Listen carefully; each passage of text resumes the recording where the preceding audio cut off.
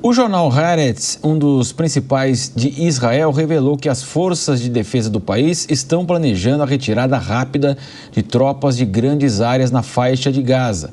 A medida seria um grande passo aí na busca de um cessar-fogo na região, que ainda é visto com muita desconfiança. Vamos entender agora o que ainda complica a busca de um acordo na reportagem da Bruna Milan. Inicialmente restrito a um embate entre Hamas e o governo de Israel, o conflito agora envolve uma ampla gama de atores regionais. No final do último ano, o Hezbollah, grupo armado baseado no Líbano, também foi diretamente impactado. É importante destacar que, embora o Hezbollah esteja localizado no território libanês, ele não representa oficialmente o Líbano. Mas, mesmo assim, a população do sul do país tem sofrido as consequências das ações militares. Paralelamente, a escalada de tensões entre Israel e Irã também marcou o início deste ano, consolidando o conflito como algo muito maior do que as suas origens iniciais. Hoje, podemos afirmar que a guerra assumiu proporções regionais. Essa expansão do conflito é um reflexo da profunda desconfiança mútua entre os atores envolvidos. Qualquer tentativa de cessar fogo enfrenta grandes obstáculos porque, mesmo quando há acordos temporários, ataques pontuais costumam ocorrer durante os períodos de trégua, minando a confiança necessária para negociações mais substanciais. Além disso, o Oriente Médio é uma região marcada por décadas de instabilidade política. A recente queda do regime Assad na Síria, por exemplo, gerou mais dúvidas do que certezas, já que o grupo que assumiu o poder ainda não demonstrou se será capaz de promover estabilidade ou se representa uma nova forma de radicalismo. Essa combinação de fatores torna improvável que vejamos um desfecho pacífico para o conflito em curto ou médio prazo. O que mais se espera é um esgotamento gradual das partes envolvidas, mas até isso ainda parece distante. Nos últimos meses, os Estados Unidos, sob a liderança do presidente Joe Biden e do secretário de Estado Antony Blinken, têm se empenhado em negociar cessar-fogos na região. A gente vê eles tentando o máximo possível logo antes deles conseguirem, ou logo antes deles saírem do cargo, porque o Donald Trump toma posse dia 20 de janeiro. Logo antes disso acontecer, eles estão fazendo o máximo de esforços possíveis para acabar com esse conflito. Porque é lógico, o Biden não quer ser conhecido como o presidente estadunidense que deixou um conflito inteiro acontecer no Oriente Médio, milhares e milhares de pessoas morrerem e ele parece que não fez nada, parece que nada aconteceu. Então, é muito mais nesse sentido que eles estão tentando dar ali uma reforçada para ver se algo acontece. Colocar também o Egito nesse meio, porque o Egito faz fronteira com a Palestina, especificamente com a faixa de Gaza. Então, há esse esforço. Ainda assim, essas negociações enfrentam um obstáculo central: a falta de confiança entre as partes. Mesmo com os acordos de cessar-fogo temporários, é comum que grupos utilizem essas pausas para se rearmarem ou planejarem novos ataques, o que cria um ciclo interminável de violência. Nesse cenário, a eficiência de qualquer cessar-fogo duradouro é altamente questionável. Com a posse de Donald Trump prevista para o próximo dia 20 de janeiro, uma nova abordagem deve ser implementada.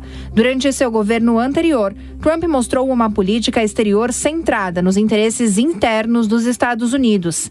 Ele priorizou questões econômicas e reduziu o envolvimento americano em conflitos internacionais, exceto em situações que envolvessem aliados estratégicos como Israel.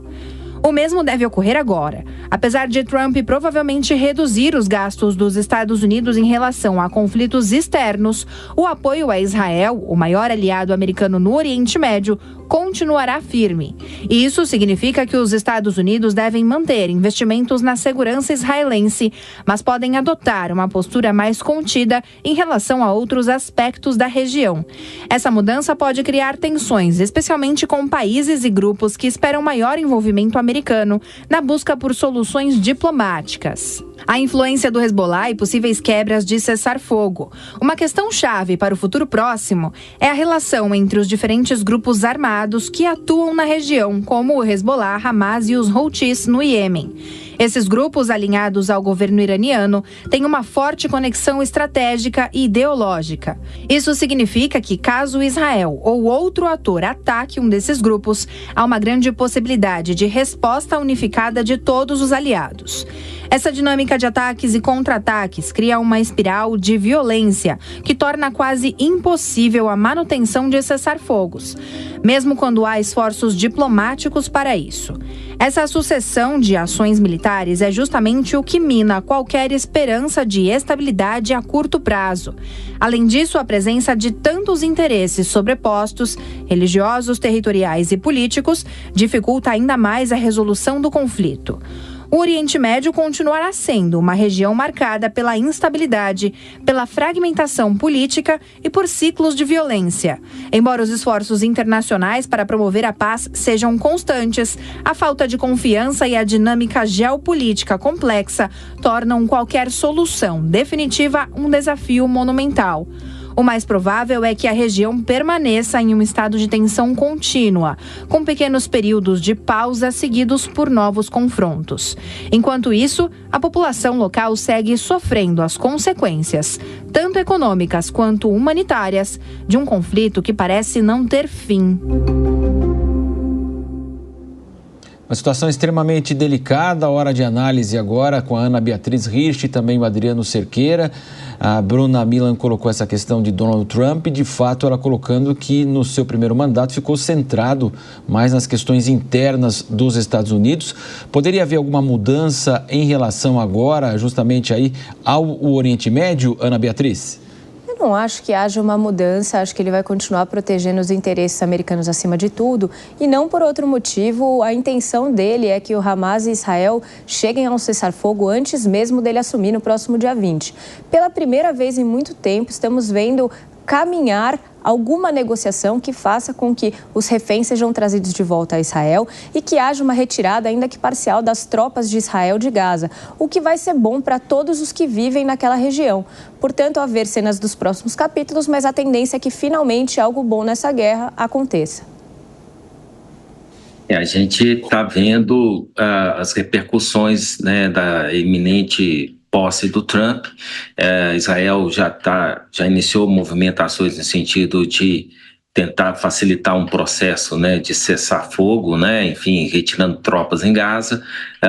Por outro lado, né, você já vê movimentações por parte de alguns grupos, né, terroristas de afirmar que a questão dos reféns pode ter algum tipo de solução. O fato é que uma coisa que não vai mudar é o papel estratégico que Israel tem para os Estados Unidos. E aí independe de qual governo que seja. Pode ser que algum governo, como o democrata, dê mais atenção a outros grupos árabes, palestinos. Mas, com certeza, Trump vai reforçar essa aliança estratégica com Israel, até porque o primeiro-ministro israelense também é afinado ideologicamente com Trump.